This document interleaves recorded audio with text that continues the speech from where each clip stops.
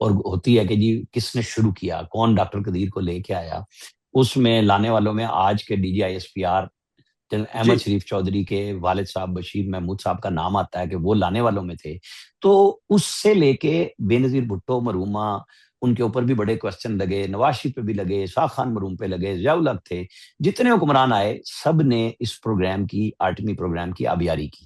ٹھیک. لیکن جب وقت آیا انڈیا نے پھر دھماکے کی اور ہمارا جواب دینا تھا، وہ نواز شریف کا بولڈ سٹیپ تھا جو ایبسولوٹلی ناٹ ایکچولی تھی.